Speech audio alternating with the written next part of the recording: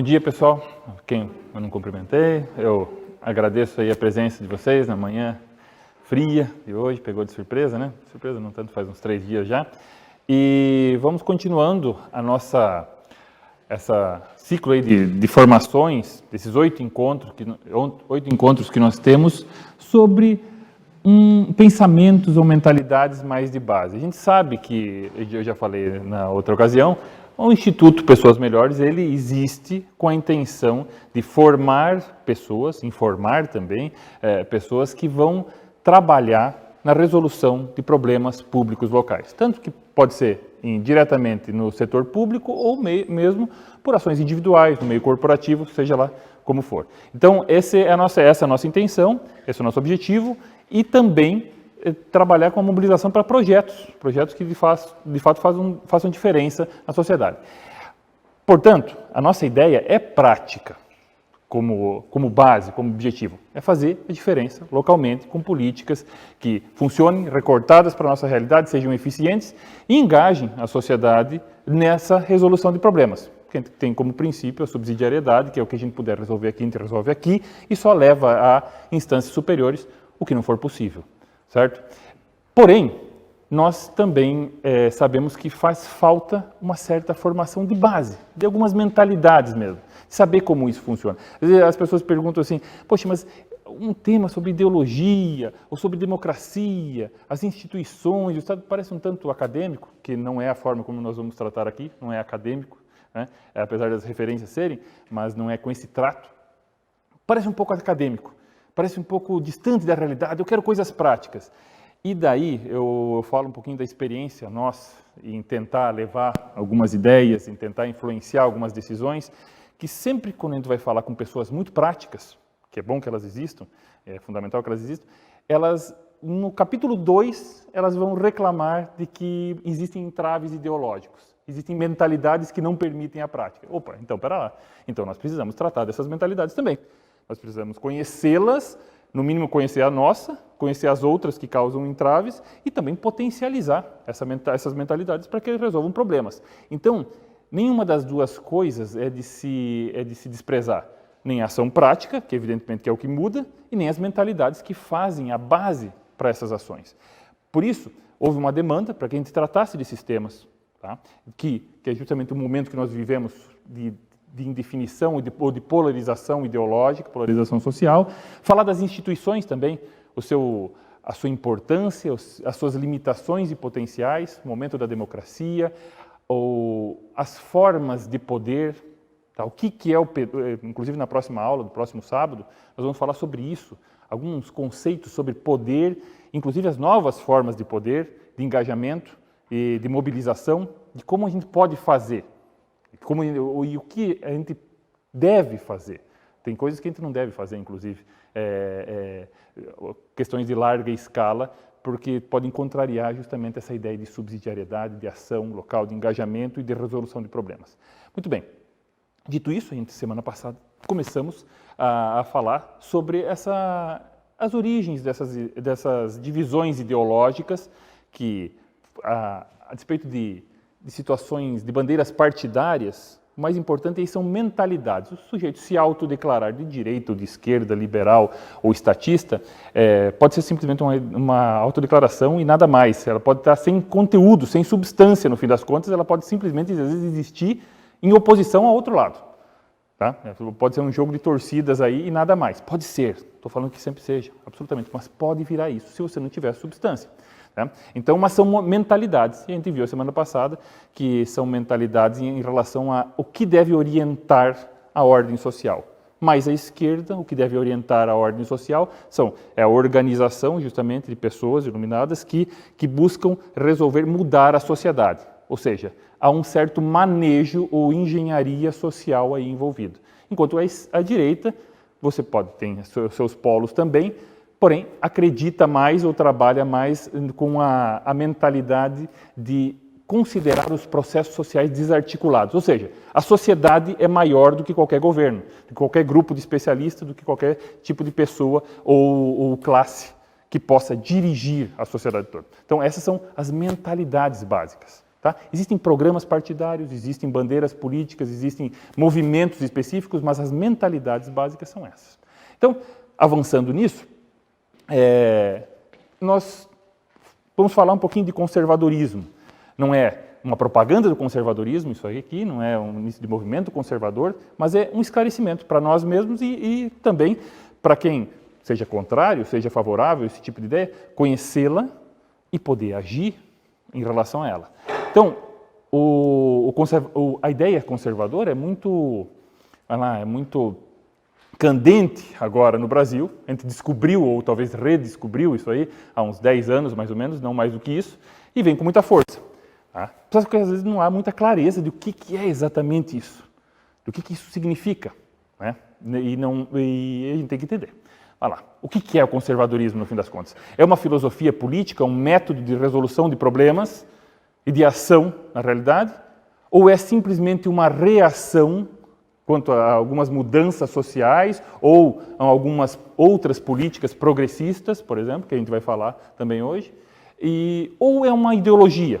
Que a gente falou na aula passada também qual é a questão da ideologia, o que ela significa, que é uma forma de explicar a sociedade, uma forma de idealizar a sociedade, e talvez aí esteja o grande problema da ideologia, porque ela idealiza, ela projeta uma sociedade, e quando a gente projeta uma sociedade, a gente coloca isso de forma um pouco estática, imutável, ou até perfeita, projetando no futuro, alguns ou os outros projetando no passado. Então, é uma ideologia também? Eu diria que tem um pouco de cada coisa aí no conservadorismo. Existem expressões disso aí. Eu não estou falando que ele é multiforme. Eu digo que é como a forma como as pessoas encaram ou desenvolvem o seu conservadorismo. Então, cabe a nós esclarecermos isso, inclusive para quem quiser ser um bom conservador, entenda qual é o caminho melhor, não ser simplesmente talvez um reacionário ou um ideólogo, mas entenda quais são os métodos aí envolvidos. Então, nós acreditamos que é muito importante ter isso como referência para que isso se cristalize em ações efetivas e a gente entenda qual é a dimensão da ação possível, tanto para o conservador ou pessoas que estão se relacionando com esse tipo de mentalidade. Vamos lá. Então, quando nasce essa ideia de conservadorismo, tem um momento histórico que essa mentalidade, esse conjunto de conhecimentos começa a se desenvolver, tomar corpo. Tá? Que momento histórico isso aí? Então ele nasce, basicamente, sim, como uma reação.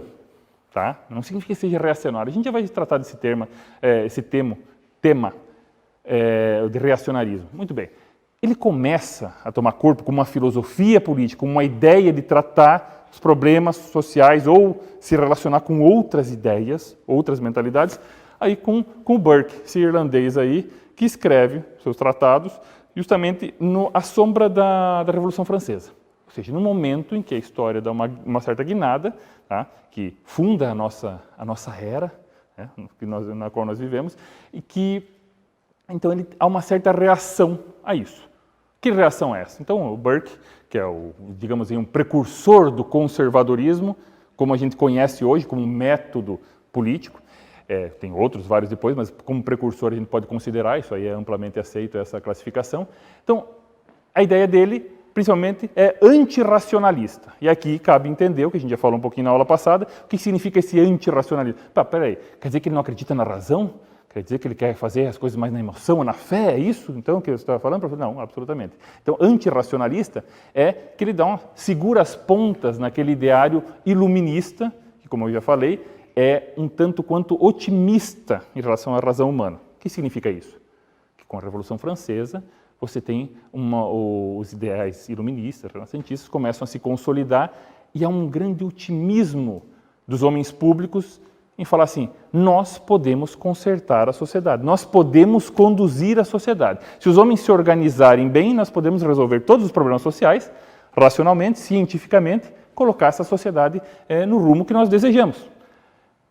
É mal isso aí em si? Não, só que é um tanto de poder que a gente deve, vamos lá, desconfiar, né? Quando algumas pessoas, por mais esclarecidas que sejam, se organizam para mudar toda a sociedade, para conduzir a sociedade com base, sim, na sua razão, na sua especialidade, na sua filosofia, mas há um problema aí. Por quê? Porque a sociedade é mais rica. Você pode juntar pessoas muitíssimo inteligentes, envolvidas com isso, mas elas nunca terão capacidade de contemplar toda a complexidade social. E muito mais as mudanças nessa complexidade.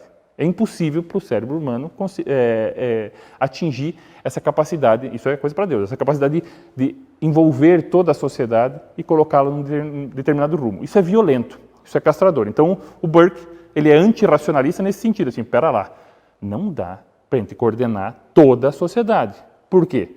Porque eu vou ter que, inclusive, simplificar demais as pessoas e concentrar um poder danado. Então, isso aí não vai fazer bem. Ele é antirracionalista nesse sentido e antirrevolucionário, evidentemente, que ele vai...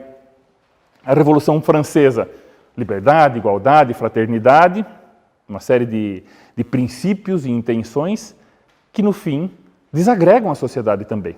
Porque se você precisa fazer grandes mudanças sociais, você precisa concentrar um grande poder, inclusive, em quem vai manejar essas mudanças.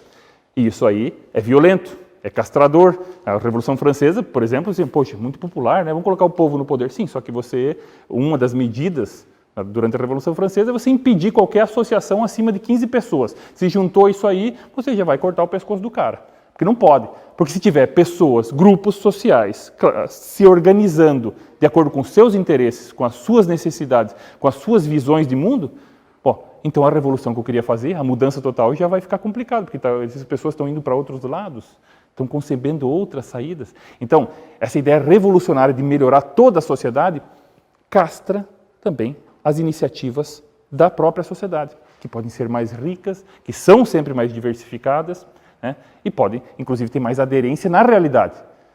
Tá? Porque as pessoas, quem é o melhor advogado das suas causas? É o próprio povo, é quem está lá vivendo a situação, e não quem é o administrador dessa sociedade. Então, ele é antirrevolucionário nesse sentido, porque a revolução desagrega uma estrutura que já existe, que pode ser feito críticas a essa estrutura, que hoje a gente vive disso, né? Inclusive é um problema estrutural da sociedade, né? Isso é remédio para tudo, esse tipo de fala, mas remédio não, né? Mas é uma forma de tratar a questão. Mas enfim, Burke, ele fala assim, essas mudanças grandes, esse poder nos dirigentes dessa sociedade, muito bem intencionados, são perigosas, são problemáticas, porque ela, querendo ou não, ela enfraquece a sociedade e fortalece um grupo de esclarecidos, certo? Então, você empobrece os horizontes de intervenção. Muito bem. E é uma política posicional, ou seja, ele coloca o conservadorismo como uma situação na qual você resolve problemas pontuais, reforma questões específicas e não toda a sociedade. Se você fizer isso aí, você está usurpando o próprio poder, a própria dinâmica social e de outras forças, sobretudo a moral, né? Que inclusive está aqui nessa frase, né? A liberdade existe não existe, né? na ausência de moralidade, que é uma frase muito importante, eu acho que sobretudo para os liberais de última hora, que estão descobrindo isso no Brasil, né? Que acham que assim, cortamos imposto, diminuímos o Estado e tudo vai se resolver. Calma lá, talvez não seja bem assim. Né? Talvez a gente tenha que considerar, acho que impostos são altos e são mal utilizados, acho. Mas você tem outras, deixar por si só o mercado tomar conta da sociedade, talvez não seja a ideia mais adequada para uma realidade brasileira, até porque você tem uma ordem social bem degradada em vários sentidos. Então, essa coordenação, basicamente pelo mercado, pode ser problemática. Pode ser. Então, vamos lá. Esse é Burke, que precursor do pensamento conservador, que vem organizado em oposição a um pensamento revolucionário. Muito bem. Então, conservador, a política conservadora, o método político conservador, ele é uma volta, um desejo por retornar ao passado? Absolutamente. Ele é uma forma, é uma política para o presente. Ele concebe, considera e analisa isso aí. Então ele combate tanto o radicalismo revolucionário, que seja uma mudança total e completa, como eu acabei de falar, como também fica com um pé atrás com esse revanchismo reacionário. Tá? Qual que é o problema desse termo reacionário? Tá? O cara, ele existe justamente para para classificar as pessoas que são contra ideias mais progressistas ou revolucionárias. Tá? É um xingamento, basicamente. Né? Eu já fui muito xingado de reacionário, alguns de vocês talvez tenha acontecido o mesmo. Era muito comum isso no meio universitário, até poucos anos atrás, isso era pior do que qualquer outro xingamento. Então, reacionário, você quer voltar ao passado. Há pessoas que querem, há conservadores que querem de fato. Isso é um problema. Mas reacionário também, você pode pegar a frase do Nelson Rodrigues, que é muito boa, né? Sou reacionário, sim, reage a tudo que não presta. Que o sujeito os caras estão atacando o meu modo de viver, então eu reajo a isso. Então pode ser um reacionarismo nesse sentido.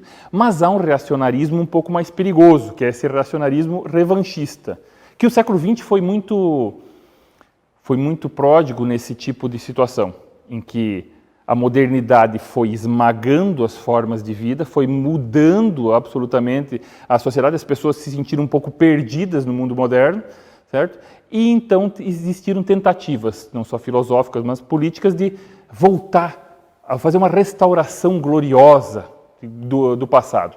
E aí você é um pouco artificial, isso aí.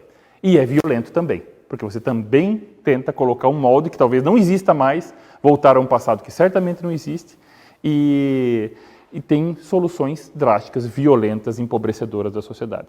Mas é muito convincente. Tá? Então, assim, bom mesmo era no passado.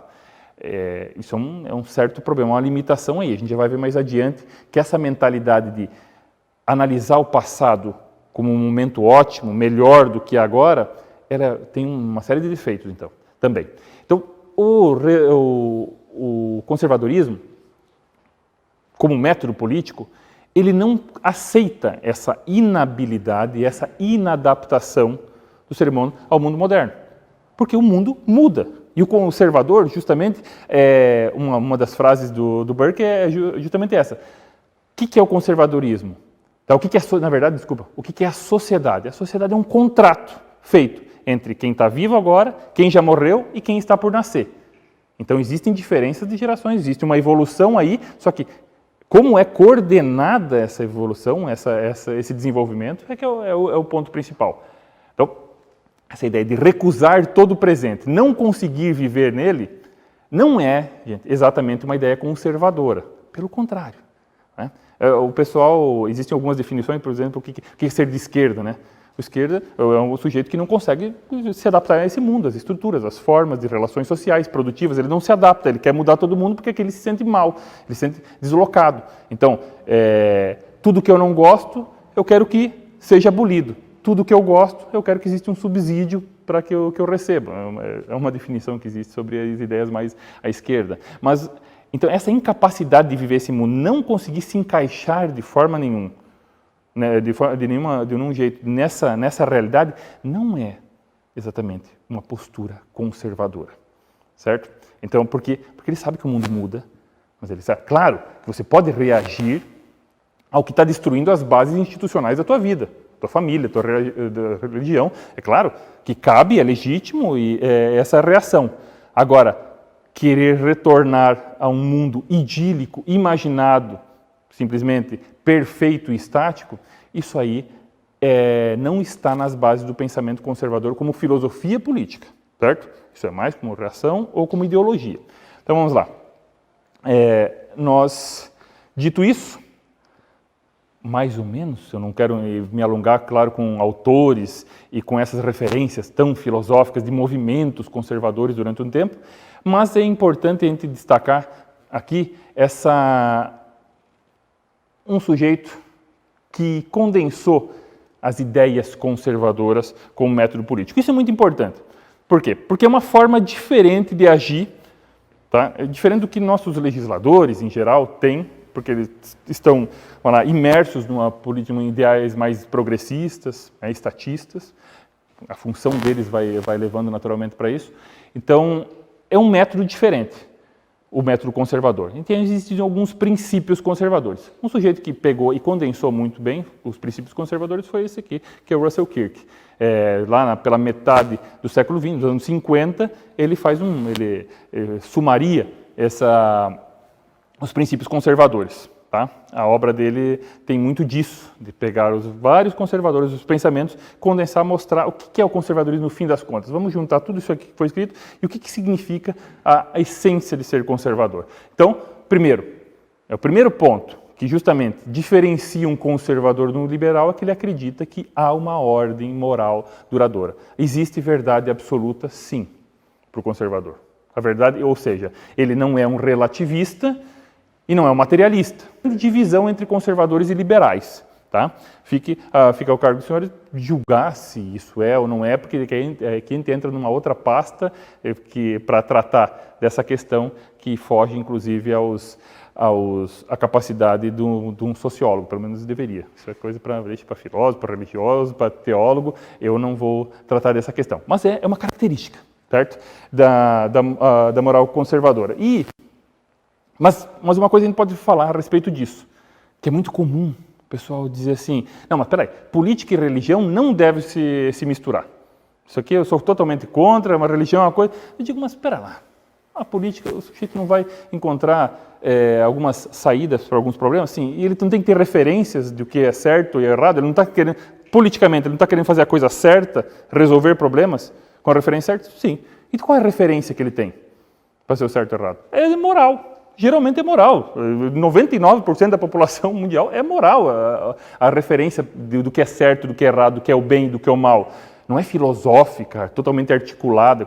Então, se você quiser ser democrático e quiser fazer o bem, você vai ter que considerar, sim, a influência moral e religiosa para direcionar soluções políticas. Simples assim. Você pode não gostar, pode ficar com nojinho, pode achar que não é bem isso, que queria que fosse diferente, mas é uma realidade da democracia. Então, assim, achar que isso é alheio às instituições democráticas, absolutamente. Então, você não entendeu como é que é. Elas devem absorver, sim, esses valores, que são os valores da população. Eles são religiosos, eles são morais, certo? Então, desse ponto de vista, não há nada antidemocrático ou contra o Estado de Direito, seja como for. Pelo contrário, é absolutamente representativo. Muito bem. É também a questão o conservador, ele adere às convenções, às práticas, não é? Então, ele entende que as nossas tradições, e as tradições não são simplesmente eventos culturais ou curiosidades ou questões peculiares da vida. Quando a gente fala das tradições, são as mentalidades, justamente a forma de resolver os problemas em cada sociedade. Como as pessoas tratam, como elas absorvem, como elas encaram a vida, os seus problemas. Isso aí as nossas tradições estão aí, certo? Então, o conservador, ele considera que isso é uma expressão do jogo de tentativa e erro, de experimentação da sociedade. São as convenções sociais, os costumes, como se convencionou, como se acostumou a resolver problemas, o tratar a vida, o encarar a vida, vem de uma larga experiência social. Tá? Então, ele não vai mudar exatamente isso. Tá? Ele pode tentar corrigir algum problema específico, prático, mais superficial da vida, quando ele é imbuído de uma missão política. Mas ele adere às convenções. Por quê? As convenções mostram a identidade, quem a sociedade é. E se ele respeita a sociedade, se a sociedade é maior do que seus dirigentes, ele adere às convenções, sim, aos costumes, às tradições. Então, até aí não há muito problema, é bem conhecida essa ideia conservadora. Mas vamos lá. Aí começa a ficar um pouquinho problemático. Por quê? Um princípio conservador é o princípio da prudência. E hoje em dia existe uma certa campanha, digamos assim, uma certa reação mesmo à ideia de prudência. Até virou um xingamento. Virou um tipo de xingamento. Então você é de direita, então você é da turminha da prudência, ou seja, você não quer mudar as coisas que estão ruins no país. Então veja, o que é a prudência nesse caso? É a ideia, somente que quando você age politicamente, você age pensando no longo prazo, sem decisões, sem intervenções absolutamente incisivas, tá? Que vão mudar toda a ordem estabelecida. Tá? Por mais que você queira, por mais que o seu sentimento é de revolta e repulsa ao que acontece, você constrói isso aí no longo prazo. Você inocula, como eu já falei na aula passada, você vai inocular nas instituições os seus valores.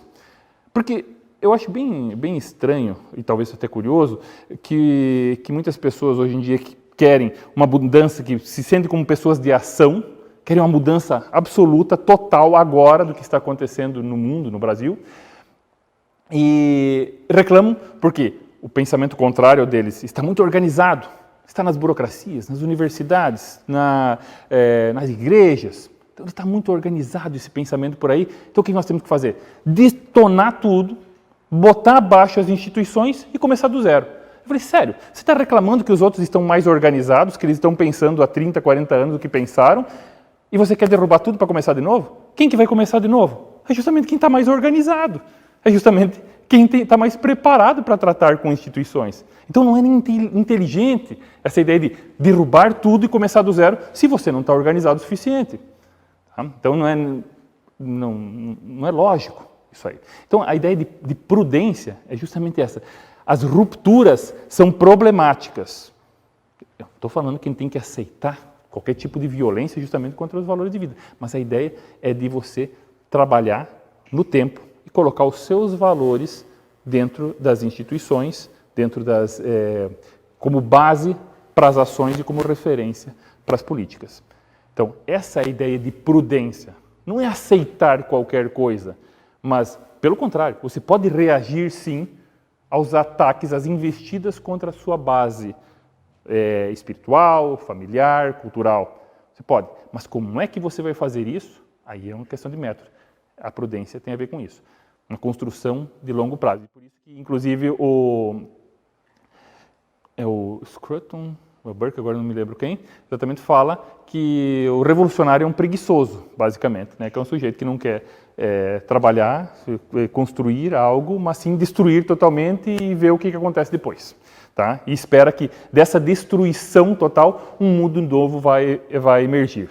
Tá? Então, não é conservador isso aí, pelo contrário. Então, a política da prudência, que virou um xingamento agora, que parece que o cara que não é de ação, né? Não, você é da prudência, você não quer fazer nada.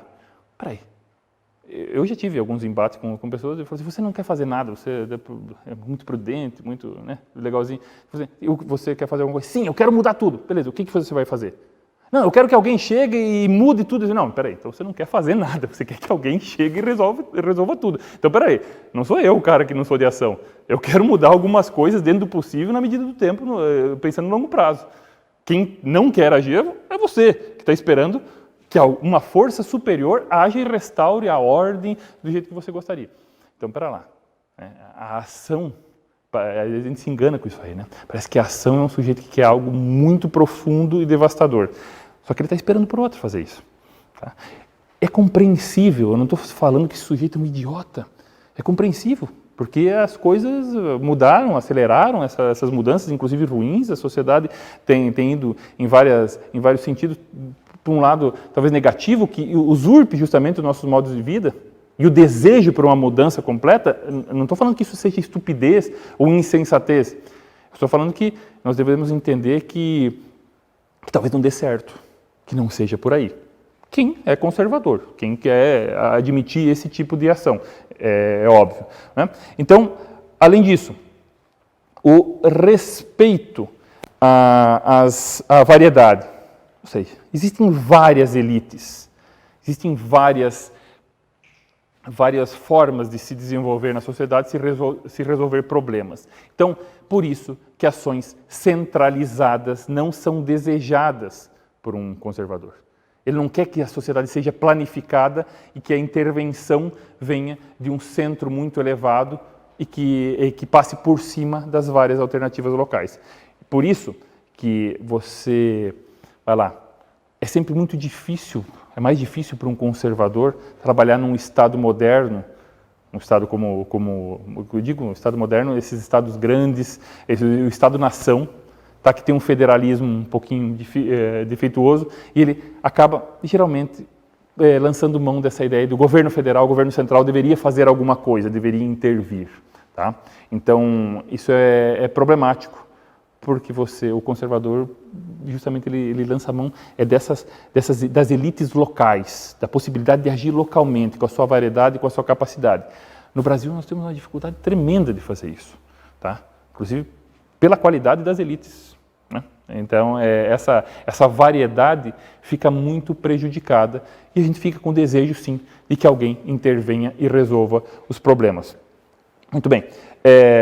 Dito isso, vai lá, imperfectibilidade, nem preciso falar, tem a ver com isso aí também, que é a situação de que nós não conseguimos prever e entender toda a sociedade. É uma certa humildade diante dos problemas, diante das situações sociais. O ser humano é limitado, não dá para fazer. E outra, não vai ter solução para todos os problemas. Às vezes eu converso com algumas pessoas e o sujeito fala assim, professor, quando é que vai ficar bom de verdade, isso aqui vai resolver? Eu falei, nunca, jamais. Né? Se você é conservador, sobretudo se você é conservador cristão, você sabe que não vai ficar bom isso aqui. Não há a mínima chance disso aqui dar certo e ser paradisíaco, certo? Então, e ainda mais numa sociedade complexa, como a na qual nós vivemos. Porque nós temos que entender, é importante para qualquer pessoa, inclusive para acalmar o seu coraçãozinho, de que numa sociedades modernas e complexas, sobretudo, nós vamos conviver com problemas ou situações, resultados indesejados, paralelamente a efeitos positivos, a mudança, a melhorias. É a vida. Acontece desse jeito, muita coisa melhora, outras coisas a gente não consegue melhorar e algumas coisas pioram no decorrer do tempo. Isso é normal? Isso não significa exatamente um ataque a você, ao teu jeito de ver. Pode ser, mas não significa, a princípio, que seja isso. Então, essa ideia de imperfectibilidade, nós não conseguimos resolver os problemas e não há como resolver todos os problemas, é uma ideia conservadora. Não significa que ele fique dormindo em casa e aceitando tudo como é. Absolutamente. Mas é um método de ação política. Porque se ele for além disso aí, ele vai estar abusando.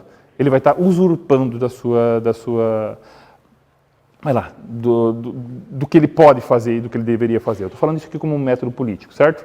Então, veja, conservador é raiz em alguns sentidos. Vamos lá. Pro-conservador, um princípio conservador, e aí coloca ele mais próximo do liberal. Ele acredita que liberdade e propriedade estão estreitamente ligados. Tá? Propriedade privada. Um faz parte da outra. Como é que uma faz parte da outra? Porque o que é a propriedade privada? Ela, no fim das contas, é uma expressão das faculdades do indivíduo, das capacidades do sujeito. E o resultado material da sua ação no mundo tem uma série de realidades colocadas ali. Porque o que ele conseguiu construir significa a sua capacidade e a sua vontade, somado às demandas e interesses dos outros com quem ele convive, que ele faz negócio, e também com uma realidade específica na qual ele vive, que é a escassez material. Então, a propriedade privada tem tudo a ver com a sua responsabilidade e sua ação direta na realidade, nas suas circunstâncias. Então, a propriedade privada é um resultado do sujeito, com as suas vontades e capacidades, interagir com outros sujeitos, com as suas vontades e demandas, numa realidade específica. Não há nada mais conservador do que isso. Lidar com a sua realidade, dentro das possibilidades, dentro das capacidades, considerando os interesses das pessoas. Por isso que qualquer investida contra a propriedade privada é também uma forma de desagregar, mais uma vez, a sociedade. Veja, é claro que daí a gente entra num tema. No Brasil, como é que tem um respeito à propriedade privada? Que sim, nós somos um país capitalista. Mais ou menos, né?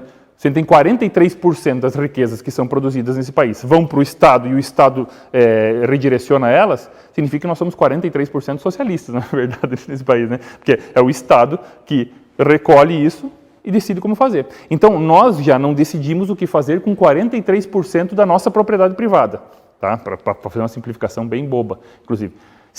Então, nós não decidimos aqui. Mas nós podemos decidir como? Nas instâncias políticas, sendo representados lá. Então, veja, nós deslocamos o nosso interesse, a nossa ação com a nossa propriedade do particular para o público. Então, dentro de uma política, de um Estado de Direito, de uma política democrática, nós podemos ainda cuidar da propriedade do que é público, certo? Só que você tem que trabalhar lá, você tem que agir lá. E essa é uma baita de uma dificuldade. Demanda uma grande cultura para isso, envolvimento e capacidade. Até para você fazer isso para o bem, né? Você pode simplesmente ir lá e demandar benefícios para a tua própria categoria. Tá? Mas é uma dificuldade conservadora também essa questão de um Estado grande. Porque um Estado grande, e ainda mais no Brasil, que a propriedade privada é precária. É precário, você pode, o Estado pode definir muitas coisas, inclusive de um momento para outro, do que você pode fazer com o que é teu. Então, o que é teu é uma concessão, na verdade, não é teu exatamente. E isso enfraquece a tua ação no mundo. Tá? Se você não sabe que o produto da tua ação vai ficar para os seus, vai ser direcionado para os seus interesses, de acordo com os seus valores, se isso é tudo muito instável, você bagunçou a mentalidade, a possibilidade do conservador viver e se expressar, inclusive também. Tá? Então, isso é fundamental aí. Cooperação voluntária. Aí é um dado interessante. Por quê? Porque a cooperação voluntária é colocada em oposição à ideia de coletivismo forçado. Certo? Então, nós não queremos que o Estado fique mandando a gente fazer as coisas, que o Estado estabeleça um currículo único de educação para todo o país, seja escola privada ou seja escola pública. Que o Estado coloque as regras de como nós vamos fazer comércio, de como nós vamos nos relacionar com os outros, de como nós vamos viver a nossa vida.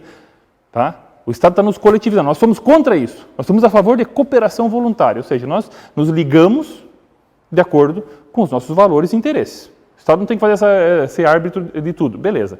Mas daí você tem que ter a cooperação voluntária. E daí como é que você faz isso? Você tem que ter valores compartilhados. Você tem que ter uma sociedade funcional. Tá? Onde que regras, a gente chama isso, Alain Périfitte fala da sociedade de confiança. Que justamente você tem que ter essa capacidade, essa base moral, de comportamental, de relações sociais, que substitua o Estado. Eu repito, que já falei outras vezes aqui, essa ideia de lutar contra o Estado, o Leviatã, tá? Sendo simplesmente um indivíduo, assim, eu quero minha individualidade preservada, estou contra o Leviatã. Olha o tamanho do Leviatã e olha você. Primeiro, você acha que isso vai acontecer? Não, se você quer que o Estado seja combatido, você tem que se juntar com outro. Daí a gente chega nessa questão de contenção do poder. Você tem que ter um espírito de associativismo muito forte, senão vai virar discurso, nada vai acontecer. O Estado é invasivo, ele define a minha vida, ele rouba meu dinheiro, ele faz o que ele bem entender. Maravilha. Maravilha não, péssimo. Ok? Bem entendido, vamos dizer assim. Só que eu quero minha autonomia individual. Beleza, mas você só vai conseguir garantir a tua autonomia individual se você estiver associado com outros que também o queiram. Senão não vai acontecer. Você quer os seus direitos civis, de propriedade, de ir e vir, de consciência, de expressão preservados? Você vai ter que lançar mão dos seus direitos políticos, que não é votar simplesmente, que é simplesmente um instrumento, o voto, mas de se associar, de se organizar. O que são os direitos políticos? É a liberdade das pessoas se juntarem com outras pessoas e não simplesmente resistirem ao poder, mas também imprimirem os seus valores em decisões públicas. Esses são os direitos políticos. Brasileiro usa os seus direitos políticos. O brasileiro está xingando muito que os seus direitos civis estão sendo violados. E estão. Agora, como é que ele garante isso aí? Xingando muito. E acabou. Ele não lança a mão dos seus direitos políticos. Então, quer ser conservador? Bom, então você vai ter que fortalecer a ideia de cooperação voluntária. Como é que se faz isso aí? Se organizando. Como é que está o seu espírito de associativismo? Está fazendo, está desenvolvendo, sabe o que significa? Sabe a extensão desse tipo de situação? Se não sabe, você vai se frustrar. Primeira coisa, você vai se frustrar, depois você vai desistir mesmo disso aí tudo e vai ficar dando murro em ponta de faca. Não existe substituição, o Estado parar de ser invasivo. Existe o Estado ser substituído na resolução de problemas. Você não quer que o Estado tenha leis trabalhistas tão extensas e tudo mais que dificultam a contratação, precarizam também essa relação. Bom, então você substitui isso aí. Na sua organização, você também vai ter que dar conta dos seus colaboradores de uma maneira ou de outra. Tá? Vai ter que ter um pouquinho de paternalismo nisso aí também. Senão, não vai acontecer. Entre outros tantas ideias e exemplos que a gente pode dar para a questão de frear o Estado, conter o poder. E daí entra a questão dos corpos intermediários. O Estado é organizado. Então nós temos que conter o poder. A gente já falou na aula passada por que o liberal não gosta do Estado, porque o Estado é caro e ineficiente. Essa é uma ideia liberal. Tá certo? O Estado é caro e ineficiente. Isso é verdade. Tem lugares do mundo que o Estado é só caro. Então, a nossa dificuldade não é só que o Estado ele é ruim, desempenha mal. Se eu pegar um país nórdico, aí o Estado é tão caro quanto. às vezes até mais do que o nosso, só que funciona. Então a gente tem vários níveis de problema aí. O conservador ele desconfia do Estado, porque o Estado justamente é invasivo, porque o Estado define como ele quer, porque o Estado está acima da sua religião, acima da sua família, acima das suas tradições e costumes. O Estado é o árbitro supremo disso tudo. Então ele fala assim, isso é perigoso, nós temos que conter esse poder. Como é que você contém um poder? Com um contrapoder. Como é que você aplaca uma organização? Com uma contra-organização. Então, nada será feito para diminuir o poder ou a ação do Estado se você não tiver meios de substituir isso, se organizar e se fortalecer em relação a isso. Então, essa é a prática conservadora. Tá? E ela é muito local. Não é simplesmente o apelo a alguns símbolos nacionais. Faz parte. A gente já vai ver adiante a questão do nacionalismo, como ela pode ser problemática nesse sentido. Então, olha só. Dito isso, vamos... Porque a gente não pode... Eu não quero passar muito do tempo, a gente tomar um cafezinho. Reacionário. Então, a gente viu até agora os princípios de uma política conservadora, de uma filosofia conservadora, tá? Do que é a ação do conservador no mundo, ação organizada. Mas o conservador é também um reacionário? Ele reage às mudanças? Em certa medida, não todos. Há muito disso, principalmente no povo brasileiro, que você redescobriu o conservadorismo agora há pouco, não conhece os princípios, nunca acha, inclusive, que só existe conservador, o Roger Scruton, o Russell Kirk, o Burke, que eu estou citando aqui, não existe nenhum brasileiro, tá? Que veja só, não está incluído na aula nenhum brasileiro. A gente acha que não existe o conservadorismo assim. Então, o nosso conservadorismo, esse momento político, nosso tem muito de reação, sim. E a gente tem que entender que há uma reação legítima, há uma reação natural e algumas questões de um pouco de psicologia social aí também envolvida, tá? De reação. É normal a gente reagir. Olha só, o mundo, como está escrito aqui, o mundo muda e nos deixa menos à vontade. Então, é muito comum a gente falar assim, está todo mundo está se esfacelando, eu não estou entendendo o que está acontecendo, o mundo está pior, bom mesmo era no passado. Gente, isso não é questão do nosso momento histórico de agora, tá? Leia a Bíblia, que vai estar lá, geração passada era boa, essa geração agora é terrível. Eu vejo, na rede social você vê o cara de 15 anos de idade escrevendo lá assim, quando eu tinha 11 anos, em aquela época, aqueles desenhos, que eu assistia. O sentimento saudosista, ele fala assim, agora está tudo bagunçado, bom mesmo era antes. Isso é comum para as pessoas, sempre foi comum. Tá? Por quê? Porque as coisas mudam e a gente fica um pouco desambientado, porque aquele momento da vida em que a gente estava adquirindo laços sociais, ficou idealizado, ficou cristalizado. E o nosso pensamento também, no passado, todos nós, do ser humano, era menos analítico, certo? A gente via menos problemas. Um pão saboroso que a gente comeu, aquilo já marca toda uma infância, um sabor, um cheiro. É simples. Ou está bom ou está ruim. Hoje em dia, quando você fica adulto, quando você conhece um pouco mais a realidade, quando vai se desenvolvendo, nada é tão maravilhoso assim. Porque você sabe que continuam existindo os males, as coisas ruins continuam acontecendo. Então, você saboreia, mas a felicidade tem uma dificuldade maior de ser uma felicidade plena, a não ser que você esqueça de tudo que está acontecendo, você seja meio alienado. Tá? E o bom é que não seja. Então, aquela felicidade simples, fácil, aquela ligação fraterna com os meios que é normal da vida do nosso passado. Isso sempre foi assim. Então, cuidado para a gente não confundir ataques de fato que existem às nossas formas de vida, políticas organizadas para transformar a sociedade e nos modelar de acordo com o ideal, isso acontece, mas também acontece um tanto de um sentimento de que bom mesmo era no passado, bom mesmo era a nossa vida mais simples que nós tínhamos. E não é bem assim. Se eu pegar o Brasil mesmo, bom mesmo é naquela época, anos 70, não era bom. Se tinha alguma coisas, eu não estou falando que não era também anos de chumbo também, isso aí não podemos considerar dessa maneira. Não é, os dados mostram que não é bem assim. Agora, falar que o Brasil estava funcionando às mil maravilhas, para lá. Um país com 70% de analfabetos.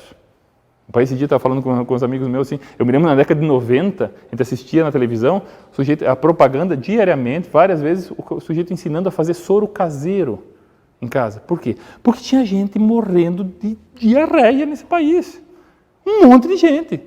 Criança morrendo. Assim, é precária a vida. Você tinha que ir lá ensinar as pessoas a lavar a mão, a ferver a água.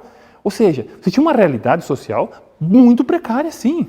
De quem é a culpa disso? Não é essa questão, não é culpa de quem estava lá. A nossa sociedade, ela demorou muito para avançar em certo sentido. A culpa aqui não é ideológica para se colocar. É só para a gente entender que essa ideia que bom mesmo era no passado, só se você fizer alguns recortes, amigão.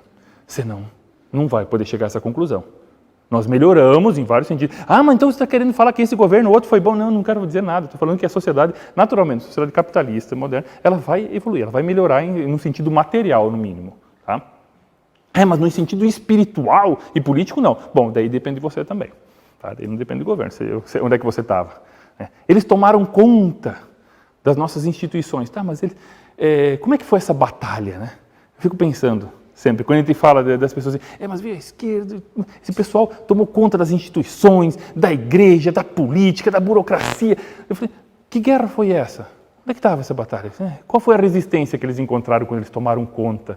Quando eles chegaram nas instituições e nos tiraram de lá e daí colocaram as suas ideias? Alguém tem uma marca de soco, de tiro? O que aconteceu? Aconteceu que a gente desistiu disso. A gente foi cuidar da nossa vida.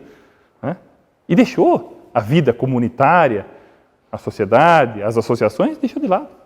Nós não nos envolvemos com isso. Então, mas a ideia é que um pouco da reação às coisas que acontecem no presente, um pouco é isso, desses laços que nós tínhamos. É natural. Tá? É natural que a gente sinta saudades de um determinado tempo, onde a vida era mais simples, onde não existiam tantos problemas. Ainda mais quando a gente vive num mundo hiperconectado que nem hoje. Que a gente não só sofre com o que acontece na nossa vizinhança, mas a gente sofre com o que acontece em Santa Catarina, ou vibra com o que aconteceu no Rio de Janeiro, ou também pode sofrer. Ou seja, o que aconteceu na China, e tem um foguete que vai cair na nossa cabeça e, oxe, tá pesado, tá difícil de aguentar. Claro, a gente está vendo todas as desgraças que acontecem no mundo, isso aí é novo na história da humanidade. Então, você junta isso, um sentimento mais ou menos natural, você ter uma saudade de saudosismo, de idílico, um pensamento idílico, a uma informação plena de todas as desgraças que estão acontecendo no mundo. E não é só uma informação, uma estimulação para isso aí. Tá? Porque as notícias são feitas, inclusive isso aí é da nossa última aula, da aula 8, as notícias são feitas, são enquadradas para quê? Para te estimular, para te engajar, para você curtir, compartilhar e comentar. E quando você curte, comenta e compartilha, quando aquilo desperta uma emoção. E uma das emoções mais fortes que a gente tem é de raiva e medo. Tá? Então, para conseguir o teu clique, as políticas têm que... as notícias, importa que elas despertem esses medos, esses ódios. Então, você junta isso tudo, então nós temos aqui um sentimento social que não chega a ser ideológico. Tem ideologias, sim, que é normal, é legítimo que a gente reaja a elas. Mas considerem isso que eu estou falando também. Em suma, assim, o que é uma filosofia política conservadora, né? O que ela significa na ação prática, quais referências, as limitações e potenciais disso aí, de uma política, de um ideal conservador, né? Não fica bem colocado ideal conservador, porque daí a gente vai para o lado da ideologia, mas também que é uma série de reações. Ok, e são reações legítimas e a gente tem que entender o que nos deteriora os nossos costumes pela própria evolução social, o próprio tempo vai deixando para trás alguns modos de viver e vai se aprimorando. Quando a gente fala de tradição, eu acompanho assim, esses caras têm tradições, são estáticos. E você vai ver o casamento do príncipe lá da Inglaterra. Assim, aquilo é tradição, tudo não muda. Eu falo, não, isso aqui começou em 1905, esse outro foi em 1800 e tanto. Então, peraí, teve mudanças no decorrer do tempo. É tradição, ou você consegue verificar na tradição uma série de mudanças e aquisições e novos referenciais que vão sendo agregados, certo? Então, existe uma evolução, existe uma desconexão nossa com o passado, que é natural da história, tá? que acontece. Isso tem se acentuado num mundo moderno, hiperconectado, tudo mais. Mas existem também as mudanças que são provocadas porque são organizadas. A gente diz que são mudanças autoconscientes, não é pelo desenvolver da sociedade, mas existem mentalidades políticas, filosofias, ideologias que pensam em agir e intervir na realidade e mudar sim, e transformar os nossos modos de ser. Bom, aí é outro papo, aí é outra coisa. Então a gente tem que, quanto a isso pode ter uma reação, um método também? Também.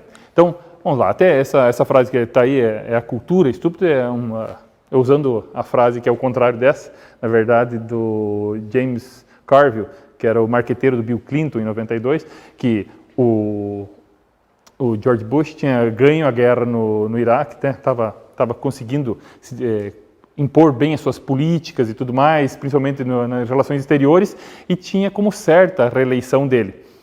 E daí o marqueteiro, inclusive do Bill Clinton, falou assim, é o seguinte, a economia, a recessão não vai permitir, por mais que você esteja se mostrando como nosso herói, como um homem forte de Estado, posicionando os Estados Unidos no mundo, mas não, é a economia, a gente está em recessão, o norte-americano está comendo menos, está comprando menos, então você vai perder a eleição por causa disso. E perdeu. Tá? Então é uma frase muito forte essa de que é a economia estúpida, é isso que define. É uma atenção que nós temos que ter. Mas aqui eu inverto um pouquinho a ordem para falar assim, é a cultura, ou seja, existem ideias, existem pensamentos, mentalidades, sobretudo o que a gente vai falar agora que é progressista, que centra a sua ação na cultura e não na economia. Isso aí significa uma grande mudança no espectro lá de esquerda, certo? Você tinha até o momento uma preponderância do pensamento marxista, certo? Que era do determinismo social. Desculpa, determinismo social e determinismo econômico, né? As classes pensam de acordo com a sua realidade econômica. É a ideia materialista, né? De que as regras, as ideias, as noções, as ideologias, pensamentos, leis, saem, isso é chamado de superestrutura, saem do mundo material, da infraestrutura. Ou seja, quem domina o meio material, quem é mais rico, a classe dominante, domina as ideias, as leis, os pensamentos. O pensamento marxista básico, assim, em 2 linhas, é isso, certo? Materialismo. Beleza, só que no século XX, já no fim do século XIX, Marx já começou a escrever algumas coisas diferentes no fim da vida. Mas no século XX isso muda o eixo de atenção da economia para a cultura. Por quê? Porque você teve primeiro, se esperava uma revolução proletária e ela não aconteceu. Por quê? Porque Marx, nesse sentido, pelo menos é um péssimo profeta. Ele falou assim, a opressão capitalista vai ser tão grande que os operários, que os proletários vão chegar um momento que eles não vão suportar mais essa opressão e vão romper com isso, com os seus grilhões e vão fazer a revolução. Não aconteceu, né? Porque os proletários não estão contra os burgueses. Eles querem ser burgueses. Você pode falar com qualquer operário e falar assim, vamos acabar com esse mundo burguês? Ele fala, não, eu quero ser burguês, eu quero comer picanha, eu quero tomar cerveja, eu quero comprar um carro, eu quero viajar. Eu não quero romper com isso aí. Eu quero usufruir do melhor desse mundo aí. Simples assim. Então, primeiro, o Marx voluntarista, começou a surgir aí. Nós vamos ter que intervir. Então, primeiro ele analisa, isso vai acontecer, é inevitável a revolução, depois ele fala, não, nós vamos ter que organizar. A consciência de classe não aflora, então nós vamos ter que exercitar a consciência de classe. Mas também você teve as experiências revolucionárias e o pessoal viu que mesmo quando você tira a propriedade privada, suprime isso, domina todas as relações de produção com a finalidade de acabar com a alienação e tudo mais, mesmo quando você faz isso, o ser humano não muda exatamente. Ele continua com seus valores, ele continua reproduzindo a sua cultura. Então aquele novo homem, aquela nova mentalidade não aconteceu. Você mudou a economia e não rodou, não foi a economia que mudou o pensamento das pessoas. Espera lá, então o que muda o pensamento das pessoas? O que muda seu jeito de ser? Eu quero construir um novo homem, uma nova sociedade, novas relações. Então, no que eu mexo? Nessa transmissão, nessa cadeia de transmissão da cultura. Então, o que é a cadeia de transmissão da cultura? É a família, a religião, a comunidade. Isso que ensina. Hoje já existem estudos que mostram, você está mais ou menos definido na tua mentalidade, na tua capacidade de absorver conhecimento, as caixinhas todas da tua mentalidade estão feitas até os 6 anos de vida. Né? Depois você vai preenchendo isso com informação, mas a estrutura está lá, está feita. Uma grande atenção hoje à infância é justamente por isso. Tá? Tem neurociência até a ideologia colocada aí, certo? Então, é aí que você tem que mexer. Se você quer um novo homem, uma nova sociedade, é na cultura, nas crenças, nos hábitos e nos valores. Esse é o nosso foco, é aí que a revolução acontece, é aí que a transformação social acontece. Tá? Isso aí já tem bem mais de um século que é pensado nas ciências sociais, a antropologia foi muito para esse lado, na análise culturalista e tudo mais. Então, a intervenção é aqui. Não adianta você simplesmente mudar a economia. Então você tem, aqui no Brasil a gente ainda tem algumas versões de partidos mais à esquerda que tem essa ideia mais puramente econômica, o marxismo mais clássico. Aí. Mas no mais, você tem, são as análises progressistas. E a gente usar esse nome aí, às vezes o pessoal fica nesse, pô, mas então esse partido é o progressista, dessa ideia.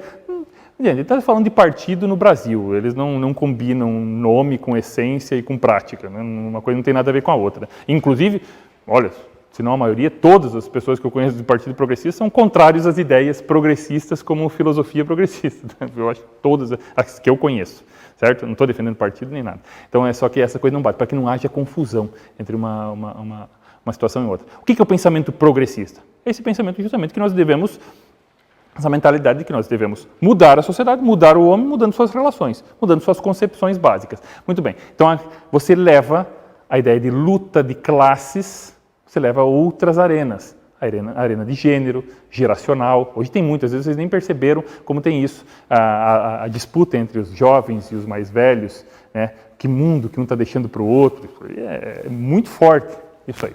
Mas é uma questão muito candente na juventude, mas graças a Deus a juventude envelhece, passa, né? É uma doença que com o tempo ela é curada, né? Então às vezes não, às vezes tem um cara que fica adolescente até 60 anos, é bem triste isso, mas em geral acontece. Então, foi para essas arenas, tá? Ampliou-se isso. Então, as clivagens sociais, os núcleos, não são simplesmente de acordo com a classe econômica, mas com outras relações que ocorrem. Então, a análise progressista, tá? Nesse sentido, ela vai sendo colocada, ela é um fruto também do pensamento iluminista, certo? E uma superação, um aprimoramento do pensamento marxista, que sai do econômico e vai para a área da cultura. Então, a ideia de contra os padrões sociais, isso é um método político. Tá? A gente já falou, acho que um pouquinho sobre os padrões, a importância que os padrões sociais têm. Hoje é um palavrão também. Você fala assim, esse cara está dentro dos padrões, parece que ele é um idiota, inclusive. Mas sem padrões, a gente não consegue simplesmente viver em sociedade. Né?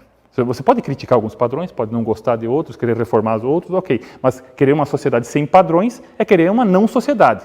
Tá? Porque se eu não sei como o sujeito, eu não tenho nem ideia de como o sujeito vai reagir a uma ação minha, de comércio, de aproximação, de convívio, você não tem sociedade, você tem selva. Então você não constrói nada. Se tudo puder mudar amanhã e eu não tiver o mínimo de previsibilidade quanto à sociedade, ou seja, não existe nenhum tipo de padrão, eu não construo nada. Eu não vou além. Então, os padrões são absolutamente necessários para a gente viver em sociedade. Claro, padrões absolutamente rígidos deixam uma sociedade mais pobre, engessada. Se for para a Arábia Saudita, você tem padrões lá, a mulher agora está podendo dirigir, mas antes você não podia expressar alguns pensamentos religiosos. Ou seja, você tem uma padronização muito forte. Ou seja, a sociedade é mais fraca porque tem menos diversidade, menos opções e alternativas. E qual que é a beleza da diversidade numa sociedade? Não é porque ela é bonitinha, porque ela é legalzinha, a sociedade é boa. A diversidade social é importante, por quê? Porque você tem mais referências, você tem alternativas. Se você quiser mudar de vida, é bom que você tenha alternativas para escolher. Certo? Tomar outros caminhos, porque uma definição de loucura é justamente você querer mudar fazendo sempre as mesmas coisas. Então é bom você ter referências diferentes que enriqueçam isso aí. Sociedades muito padronizadas são pobres, são restritas, a sociedade é fraca, certo? Agora, se não existir nenhum padrão, ou todos os padrões estiverem em contestação ao mesmo tempo, a sociedade também está enfraquecida, porque você não há um corpo, você não há mais comunicação, não existe transmissão nenhuma de valores. Se nós não conseguirmos nos reunirmos e falar em alguma base comum, não precisa ser todo mundo igualzinho, mas não tiver alguma base comum na qual a gente trabalha, não há comunicação. Se não há comunicação, não há acerto, não há acordo social, não há como a gente conviver. Então, o padrão é absolutamente essencial. Claro que considerando essas diferenças que eu falei. Então, a ideia de lutar contra os padrões foi um desenvolvimento lógico da compreensão de que a sociedade se cria através dessa transmissão de valores. Beleza. Aí você tem uma mudança, a mudança mais drástica do pensamento à esquerda, que é essa redescoberta do lumpen. O que é o lumpen proletariado? É o sujeito, o que Marx chamava o lumpen proletariado, é aquele sujeito que é trabalhador, desculpa, que ele não é trabalhador. Ele é pobre, mas não é trabalhador. Ele é marginal, vive de pequenos golpes, de roubo, é mendigo, ou seja, ele está à margem da sociedade. Então, esse sujeito que não é trabalhador, que é pobre, ele não é elite, mas não é trabalhador, está à margem da sociedade, esse sujeito, o que Marx pensava dele? Esse cara é um lixo, não serve para nada, a gente tem que eliminar esse sujeito. Por quê? Porque ele não vai fazer a revolução. É impossível desse camarada ter consciência de classe. Ele não vai ter consciência de classe. E o que eu quero é consciência de classe para fazer a porcaria da revolução. Então, enfim, ele considera o lumpenproletariado, esse sujeito marginal, um problema, uma doença social mesmo. Esse é o pensamento marxista, é o pensamento à esquerda revolucionário até o século XIX, começo do século XX. Aí, no século XX, você fala assim, peraí, se eu quero mudar a sociedade, e eu sei que a sociedade é um conjunto que é ligado por seus padrões, tá? Por suas bases comuns, eu tenho que desfazer os padrões. O que é melhor para desfazer os padrões, se não aquilo que vai contra os padrões, ou seja, aquilo que é marginal? Então você tem uma nova perspectiva. Tudo aquilo que é marginal, comportamento, pensamento, atitude, é uma força, é munição para eu lutar contra os padrões, mudar a sociedade, mudar a civilização, transformar totalmente. Então, ele é as pessoas, o queer, né, o sujeito fora dos padrões, é bucha de canhão para a revolução. Certo? É um sujeito que vai servir para eu transformar toda a sociedade. Ok, isso aí vai se consolidando com o tempo, com vários estudos. Sobretudo aí eu coloquei Eros e Civilização, que é um livro do Herbert Marcuse, tá? 55. Desde que ele começa a falar. Ali eu tenho um diálogo forte com Freud nesse livro, ou seja, dos feixes de complexos que fazem o ser humano, que ele vai mostrar assim. Ele é um pós-marxista, aqui a gente está falando de escola de Frankfurt, principalmente. Né? A gente tem dois sujeitos aqui da escola de Frankfurt, que é um movimento intelectual pós-marxista, a gente pode dizer assim, que ele cria um negócio chamado teoria crítica, que é você adotar a luta de classes justamente a todas as arenas sociais, você levar isso, criticar a sociedade, mudar ela, transformá-la totalmente. Então, nesse livro especificamente, o Marcuse fala o seguinte: esse negócio chamado de civilização é feito, construída, ele é marxista, ou seja, ele acha que a civilização é injusta, é ruim, nós temos que mudá-la, nós temos que revolucionar. Ela é feita do quê? De alguns laços que são criados, de algumas identidades, e essas identidades são principalmente de papéis sexuais, aí está o Eros. Ou seja, as nossas regras de vida, que vão nos levar a comportamentos econômicos, sociais, culturais, religiosos, eles vêm de uma construção que é feita lá na casa da gente, de papéis sexuais, da propriedade mesmo do homem sobre a mulher, de definir o lugar de cada um no mundo, inclusive colocando restrições. O filho, alguns tabus, um tabu onipresente, né, como o Lévi-Strauss falava, o tabu do incesto. Assim, não, o sujeito, ali você coloca a primeira limitação do sujeito. Ele só tem um cara naquela casa que pode ter relações com a mulher, com a mãe, que é o pai. O filho não pode. O resto não pode acontecer. Então, eu estou colocando padrões absolutamente fortes que não podem ser ultrapassados. Ou seja, eu mostrei quem manda. E toda a minha mentalidade vai começar a ser organizada a partir desses papéis, desses padrões, para ver quem manda, quem não manda, quem pode, quem não pode. A vida social é organizada por causa disso. Então, o que nós temos que fazer? Nós não, né? O progressista pensa em fazer? Nós temos que atingir isso. Nós temos que desfazer, nós temos que... Daí vem aquela outra palavra, né? Nós temos que desconstruir esses padrões. Porque se eu desconstruir esses padrões, esses papéis sociais, eu posso reprogramar um negócio chamado sociedade. Tá? E chegar onde é que eu quero. Tá? Então essa é a chave do pensamento mais progressista. É contestar os laços sociais, todas essas ligações, a cultura, a transmissão, principalmente na base, nessas instituições, família, religião, tradições, eu tenho que contestar, criticar isso aí, desfazê-los para poder reprogramar a sociedade. Porque isso vai ter um impacto na economia, vai ter um impacto nas nossas relações de consumo, no respeito, e por aí vai, certo? Então, Marcuse é o grande sujeito da contra-revolução. Tá? Você vai tendo isso muito elaborado no pensamento, na intelectualidade, e isso vira referência. Hoje nós temos uma boa parte do mundo absolutamente imersas nesses pensamentos. De que, se o sujeito já era iluminista, ou seja, a sociedade ela pode ser reordenada pelos intelectuais, a ideia de ação intelectual, e agora a principal força intelectual é essa, de que os padrões constroem os males da sociedade. Então, eu assumo essa ideia, tacitamente ou abertamente. Então, isso é um grande progresso nesse sentido, tá? De mostrar a sociedade como o Freud mais ou menos também mostrou, como um feixe de complexos que nos deixa amarrados e não nos permite ir adiante. Então, eu tenho que desamarrar esses feixes e para a sociedade progredir. Tenho que sim mexer na família, tenho que sim mexer na religião, tenho que sim mexer nas tradições. Então, essa é a base, simplificando aqui, lembrando que eu estou simplificando o pensamento progressista. Tá? Então, com base nisso, você tem uma série de posicionamentos e avanços. E aí o conservadorismo, como a gente viu o Russell Kirk, né, um exemplo, ele vai se organizando, sobretudo nos Estados Unidos, na década de 50 mesmo, com uma reação maior a essa investida grande. Muito bem. E daí, dessa época, inclusive eu coloquei aí a escala F do Theodor Adorno, que é parceiro do Herbert Marcuse, também da Escola de Frankfurt, daí que surge uma ideia que muitas pessoas não conhecem, que é por que o pessoal fica chamando os outros de fascista por aí? É a coisa mais simples do mundo, o cara pega e chama o outro de fascista. O cara não é alemão, não gostava do nazismo, daí o cara veio lá e chamou o outro de fascista. Por quê? Por que xingam? Porque é burro, não sabe o que é? Isso tem uma origem. Tá? A ideia de classificar os outros como fascistas foi um giro que o Theodor Adorno conseguiu fazer num ensaio dele chamado Ensaio sobre a Personalidade Autoritária, que ele escreve em 52, mas é com base num experimento chamado experimento da escala F, experimento social que ele fala.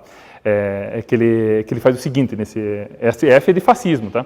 Que o sujeito vai falar assim, as pessoas, quanto mais apegadas às regras, às normas, à ordem social, ao sentimento de família, né, mais fascistas elas são. Ele faz um giro no termo aí. Então é o seguinte, se você gosta de polícia botando ordem, você é fascista. Se você gosta de família, aquela família correta, certinha, aquela família clássica, você é fascista, porque você gosta de uma ordem, dessa ordem colocada. E principalmente, mais fascista você é à medida que essas restrições são autoimpostas. Quanto mais, não foi o governo, não foi o cara que massacrou. Não, se você aceita as regras, se você aceita a ordem social, se aceita as limitações colocadas pela cultura, você tanto mais fascista é.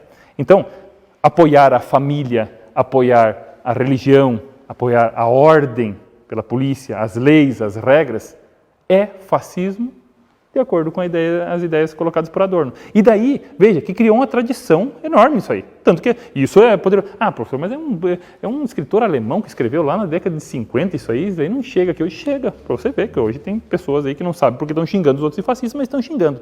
Então, começou a pegar mal, de fato. Intelectualmente falando, começou a pegar mal você defender uma ideia de ordem social, padrões, por aí vai. Isso aí é principalmente ideias do Adorno e são abarcadas pelo pensamento progressista. Mas vamos lá. Então, o principal impacto, quem estava até falando no intervalo ali, é justamente esse aqui. Porque isso aí, gente, quem vai agir politicamente vai ter um impacto disso aí, do pensamento progressista, querendo ou não. Por quê? Esse ideário de transformação social, de lutar contra os padrões, de superar esses laços sociais, foi tomando conta, foi consolidando uma elite intelectual, e vocês podem estar pensando, elite intelectual, os caras ficam conversando difícil, falando chato lá nas universidades, ninguém liga para isso. Não, peraí, eu estou falando aqui que você tem um centro que reproduz toda a educação da sociedade, sair dos meios intelectuais, quem produz o material didático, quem produz os conteúdos das universidades, quem dá as referências para o que é ser inteligente. O que é agir de uma forma inteligente? Agir de uma forma inteligente é você contestar os padrões, né, as construções sociais, tentar reprogramar a sociedade e colocar ela rumo ao futuro. Isso é uma coisa inteligente. Né? Tanto é inteligente que hoje você, carinha de 17 anos de idade, tem que fazer uma redação no Enem explicando um problema social e, no fim, ainda receitando uma solução para ele. Veja só, cara de 17 anos. É isso, uma sociedade. Então, e o cara aprendeu o quê? O cara aprendeu a basicamente repetir alguns jargões. Ele falou assim, professor, mas ele deu uma esquerdada lá, não é exatamente como ele pensa. Você acha que o sujeito se acostuma a vida inteira a repetir algo como se fosse inteligente pensar assim, e o dia que ele quiser articular alguma coisa diferente ele vai conseguir? Não. Absolutamente, está moldado segundo esse pensamento. Então, ele não consegue se articular diferente disso. Então, isso aí vai atingir a nossa vida. Não é só uma batalha intelectual de narrativas. Por quê?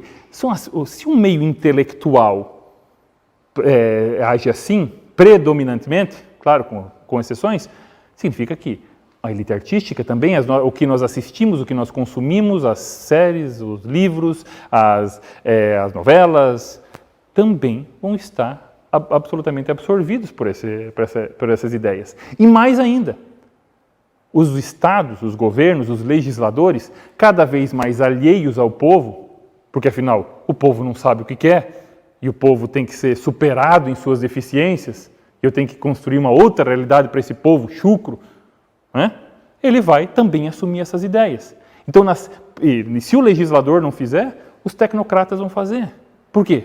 Porque eles têm um trabalho intelectual totalmente moldado com essas ideias, de que nós trazemos uma série de preconceitos da nossa casa e isso deve ser combatido para a gente construir um mundo melhor. E a gente sempre fala, né? A ideia do mundo melhor é uma ideia um tanto quanto violenta, porque ela se restringe às ideias de algumas pessoas que pensam esse mundo melhor e operam nele.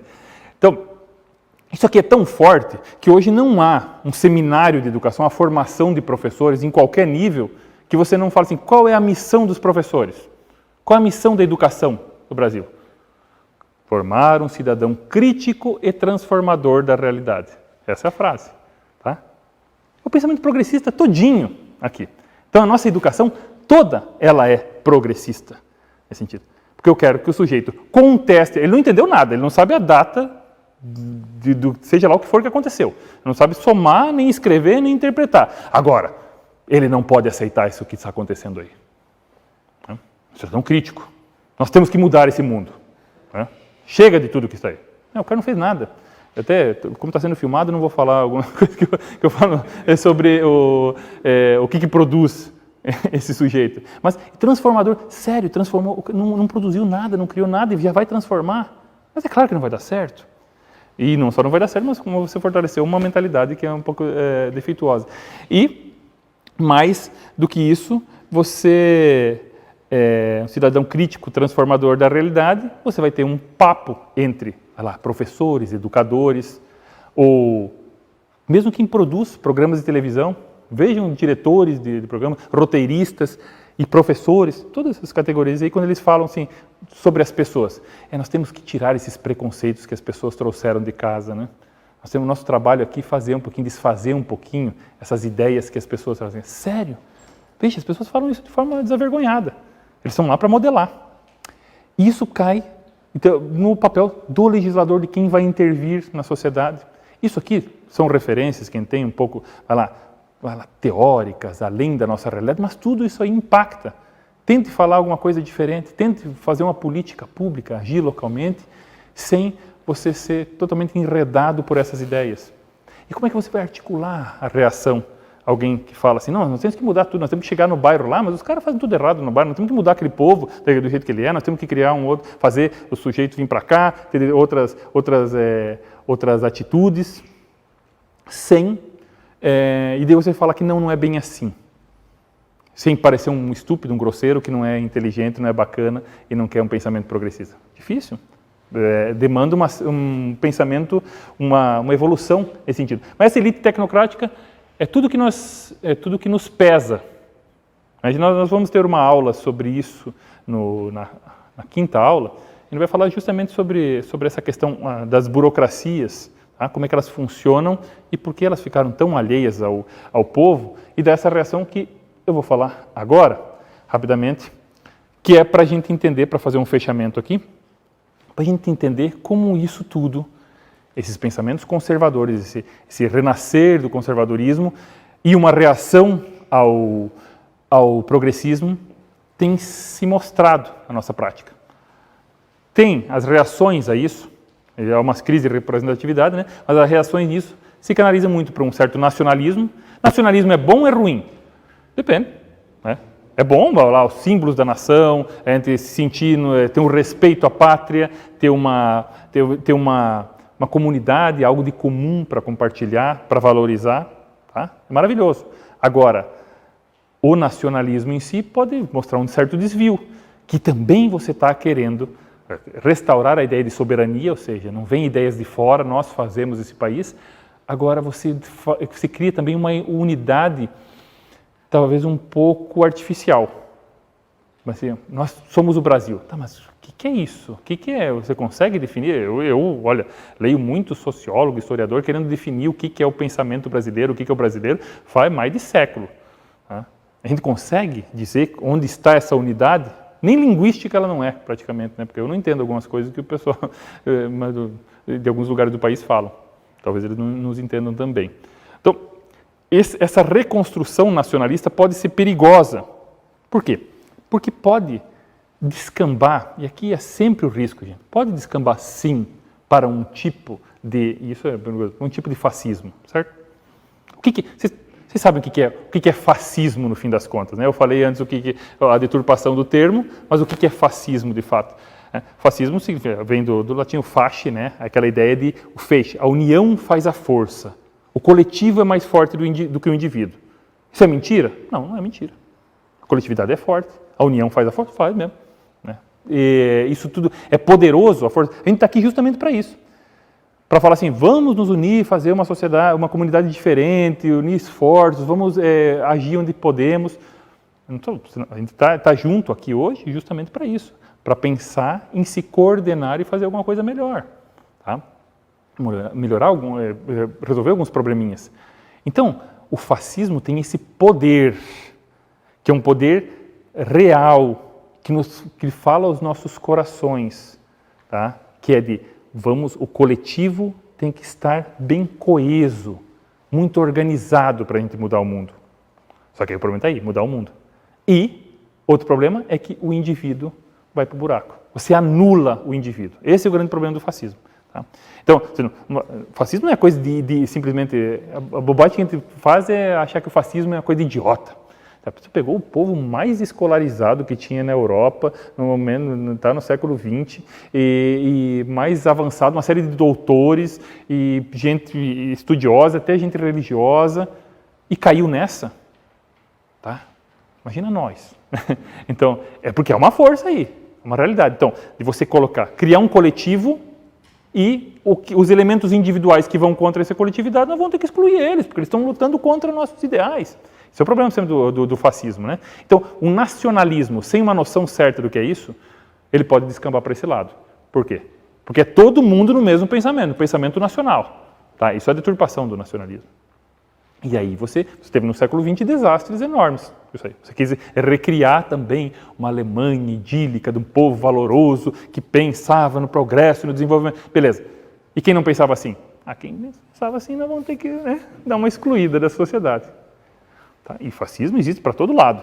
Tá? Quando você vê um sujeito chegando numa universidade, tá? Vem um palestrante lá, que as pessoas já viram, deve ter visto o Jordan Peterson e outros tantos, chega na universidade, falar, mas essas falas dele, às vezes, contrariam um pouquinho as ideias de alguns coletivos da faculdade, coletivo negro, coletivo de mulheres, de LGBT, de estudantes, seja como for. Ele chega lá, os caras não deixam ele falar. Fazem um panelaço, tiram ele de lá, ou seja, apagam o indivíduo. Fala assim, você, indivíduo, não pode vir e falar contra a nossa coletividade. Fascismo. Tá? É fascismo que está acontecendo lá.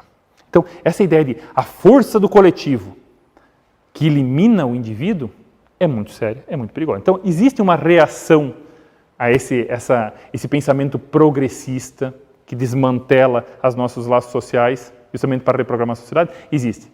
Toda essa reação é boa? Cuidado. Ela tem uma medida. E ela tem que estar baseada nesses princípios que eu falei. O fundamentalismo, também, às vezes religioso, o retorno a visões mais ortodoxas da religião, é uma reação também. É errado isso aqui? Absolutamente, porque você tem muitas religiões tomadas pelo pensamento progressista. Buscar uma ideia mais originária, mais forte, mais ortodoxa, mais centrada na tradição, é errado em si? Não, não é errado em si. Eu acho, inclusive, eu acredito que seja valoroso, tá? Isso aí. Porém, se isso aí faz você se afastar de uma ideia de civilização mesmo, sociedade, e te cria um grupo absolutamente exclusivo, separado desse mundo, e aliás, acima, mais elevado do que todo o resto, aí é perigoso. Sim. Primeiro pessoalmente, você já não está mais na realidade. Você está vivendo num grupo exclusivo dos certos contra tudo isso aí que está errado. Primeiro que é uma bobagem para o sujeito. Segundo que também ele não vai fazer o que ele quer. Que é consertar as relações sociais. Eu vejo muito isso aí hoje. Né? Os conservadores que, na verdade, estão imitando o problema. Eles estão indo numa onda progressista de se atomizar, virar em pequenas comunidades, em nome de fortalecer a comunidade. Meio difícil. E aí, porque isso também pode virar o tal do tribalismo moderno, ou seja, a ideia de nós vivermos em pequenas tribos, em pequenos grupos com uma identidade muito forte. Tem seu valor também? Claro que tem. Tá? Eu não me sinto ligado com todos os brasileiros por ser brasileiro. Aliás, eu brigo com eles. É só sair no trânsito ali e já vou brigar com um monte de brasileiro. No mercado. Então, eu tenho uma série de diferença com os brasileiros. Então, a tendência é eu me colocar em grupos que são mais alinhados com a minha ideia. Agora, se isso é organizado de tal forma a criar a unidade por conta levando em conta a oposição a outros grupos, aí é ruim. Ou seja, você está atomizando mais ainda. Tá? Eu quero viver em grupos conservadores. Se não for absolutamente conservador, eu não converso, não dialogo, eu não vivo no mesmo mundo que esse cara. É bom, eu vou te falar, meu amigo, você não é conservador, porque você não está fortalecendo laços e não está verificando a variedade que existe na sociedade. Você está se atomizando, você está virando mais individual. Você não está simplesmente se associando. Claro, a gente tem que se associar com os nossos pares. Agora, isso aí excluindo toda a variedade que existe na humanidade e todo o processo civilizacional que é mais rico, aí é problemático. A identidade é importante, a identidade exclusivista e que anule outras é problemática. Nós temos isso aí no mundo acontecendo. Tá? Esse tipo de coisa está acontecendo a rodo. Tá? Essas reações nacionalistas, fundamentalistas, tribalistas, certo? E às vezes isso engana algumas pessoas que querem ser mais conservadoras e lutam legitimamente contra aquelas forças que solapam as suas bases culturais, sociais, espirituais. E, para finalizar aqui, para a gente ficar dentro do horário, vai lá. Dito isso, qual que é o desafio que nós temos? Tá? Muito mais, claro que poderia ser dito sobre isso, e deve ser dito sobre isso. Aqui é uma série de simplificações que ele está fazendo para ter uma breve noção do que é o conservadorismo, o que ele pode ser, ou a sua deturpação também, e o pensamento progressista em si, só na sua base. Qual é o desafio? Para governantes, para quem quer mudar, e não é só para quem tem cargo eleito, mas para as elites, inclusive, seja como for, é você representar um número crescente de grupos que estão divididos, sociedade é assim, considerando essa decadência na janela de Overton. A janela de Overton, talvez vocês conheçam, é aquela ideia o panorama político que você deve... O quadro, a janela, né? O quadro de Overton, onde você vai falar, se comunicar com as pessoas, sem criar atritos. Existe um quadro de referências que o homem público usa sem criar atritos com os outros, certo? Para tentar resolver problemas, para se comunicar com os outros. Isso funcionou durante muito tempo, tá? Então, nós falamos saúde, educação, seguranças, problemas mais amplos, eu me mostro comprometido com isso, tá? Não arrumo brigas, não tenho ódios, eu quero afetos, tá? Por quê? Porque eu sou um homem compromissado, mas então tem um certo limite onde você não cria essas cisâneas, beleza. Isso aí meio que foi pro buraco nos últimos tempos, né? Porque antigamente você queria ser o quê? Assim, eu só não quero ser odiado por 70% da população e joia. Se os caras se acostumarem a me ver e achar que eu sou uma opção, sim, maravilha, eu sou eleito. Agora, mais interessa, numa onda que não sei até onde isso vai, mais interessa eu ser odiado por 49% da população, mas pode ser odiado mesmo, mas que eu chegue ao poder. Justamente despertando outras paixões. Então, a janela de Overton era justamente para você ter uma visão bem racionalista, sem despertar paixões, nem para o bem nem para o mal. Agora não. agora você enfia a faca e roda ela. Né? Fala assim, eu sou assim mesmo e quem não é assim está fora da minha linha de visão. Mesmo eu sendo governante. Então, há um problema aí. Há um problema depois de você fazer a gestão dos problemas sociais. Como é que você vai lidar com isso? Esse é um grande desafio, tá? De colocar esses princípios conservadores ou não, considerar essa divisão social toda, como é que vai tratar disso aí? E, sobretudo, como você vai tratar disso numa sociedade tão ampla que nós temos? Esse é o grande desafio, o maior desafio do conservador é justamente você pensar que as tuas ações sempre tem que ser de uma grande escala, para todo o país. Porque tudo que a gente fala, em qualquer pessoa com quem você vai conversar, quer resolver um problema local, ele fala assim, mas isso aqui é lá em Brasília, isso aqui não tem, isso aqui tem que ir para o Brasil. Ou se você falar uma ideia boa para o sujeito. Né? Fala assim, nós temos uma solução aqui para um problema real. Cara, isso aqui tem que ser levado para o Brasil inteiro. Mas o cara nem se envolve para resolver aquele problema de fato ali. Né? Ele já viu tudo mudando. Mas daí você vai, viu? Então você vai segunda-feira de manhã lá ajudar nós. Segunda-feira de manhã, e os outros dias também não dá, e é complicado, né? Mas o cara quer isso aqui no Brasil inteiro funcionando. Então esse é um problema do conservador também, se dedicar às questões locais, com a comunidade local e tudo mais. E para o governante também vai ser um problema. E para os governados, e para nós, e para a sociedade em geral, é participar. Porque nós vamos ter que participar, porque nós vamos ter que levar os nossos valores a essas instâncias, tá? Nós vamos ter que trabalhá-los muito bem. Então, organizá-los, defini-los para que eles apareçam. Um grande mal do conservador é porque justamente por que eu vou ficar defendendo o meu jeito de viver? Não é uma proposta para a sociedade o meu jeito de viver. É meu jeito de viver, sim, mas o óbvio tem que ser defendido. Essa talvez é a maior lição que um conservador tem que aprender. O óbvio tem que ser defendido, tem que ser propagado, tem que se posicionar de alguma maneira. Então, como é que eu participo de forma qualificada, ou seja, conhecendo as instituições, as burocracias, os processos eleitorais? Tem gente aqui, vereador aqui, sabe que hoje as pessoas organizam lá, eu quero uma solução agora com dinheiro destinado para uma solução pública agora. Amigo, você não sabe de lei orçamentária municipal, lei orçamentária anual, você não sabe que esse dinheiro já está todo em caixinhas aí definido? Ele falou, não, mas eu tenho que resolver. Sim, por que isso não estava na organização disso há 1 ano, 2 anos atrás? A política é um contínuo, você não vai lá com um balcão de negócio para pedir alguma coisa. E nós temos muito disso. Eu quero que um problema seja resolvido agora. Sim, mas você nunca se posicionou? Você nunca se colocou nesse debate? Você não construiu os orçamentos, não construiu as bases legislativas junto? Aí você vai penar. Vai tentar e não vai conseguir. Então, de modo que seus valores sejam reconhecidos e a sua autonomia recobrada. E aqui nós temos o grande gargalo do brasileiro. A gente quer mesmo autonomia? A gente quer resolver os nossos problemas? Ou quer dedicar um tempo forte para que outros façam isso? Nós temos sonhos e esperanças em relação aos outros. Nós temos que, na verdade, recobrar não, temos que desenvolver essa capacidade de defender os nossos valores nessa arena. Então, essa autonomia nós temos que recobrar. Senão o Estado só vai crescer.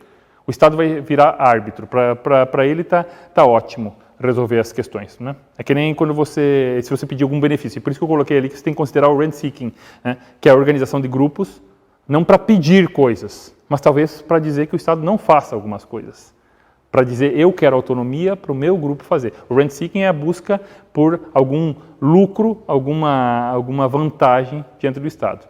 E veja, até as nossas elites fazem isso.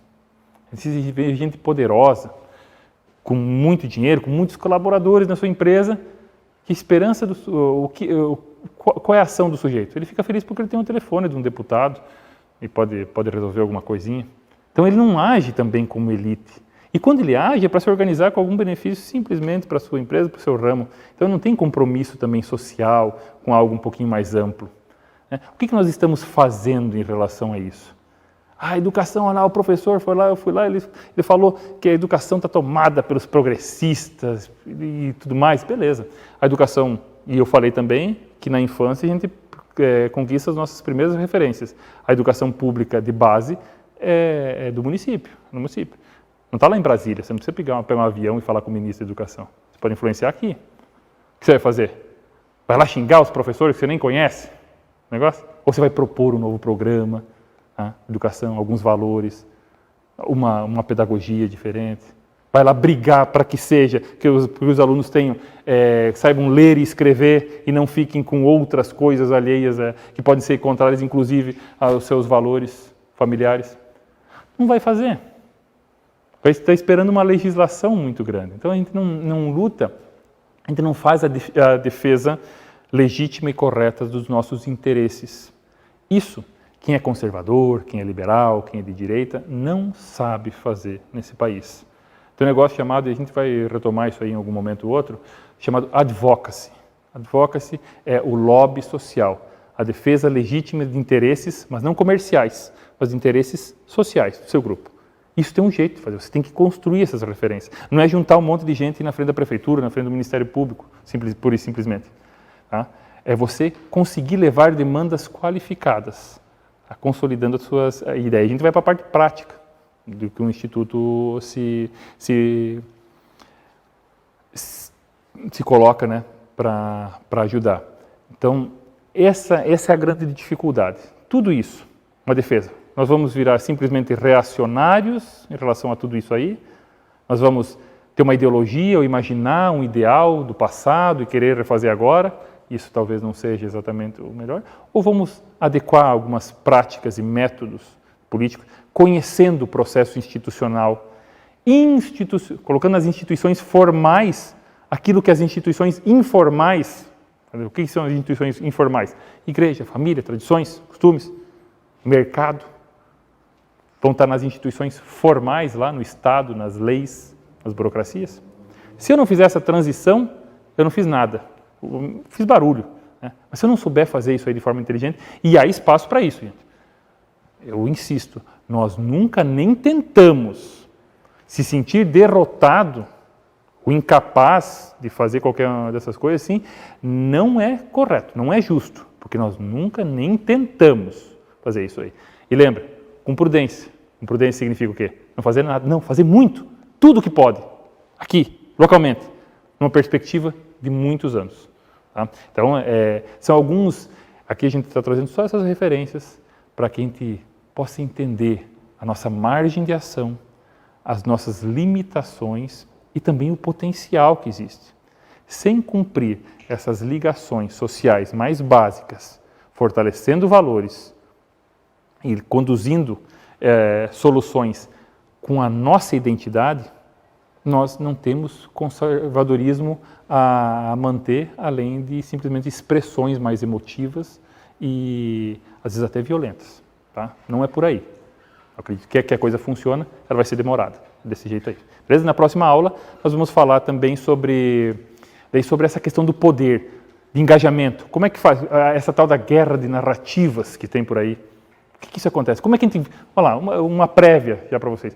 A gente não vence uma guerra de narrativas com uma com uma narrativa contrária. Ou seja, tem um monte de gente falando alguma coisa nas redes sociais, o negócio é a gente falar do contrário e assim a gente equilibra a questão. Lá na rede social pode funcionar. Na vida prática não é isso aí que vai acontecer. Porque você não precisa do contrário de uma narrativa. Você precisa de uma contranarrativa, ou seja, voltar para a realidade.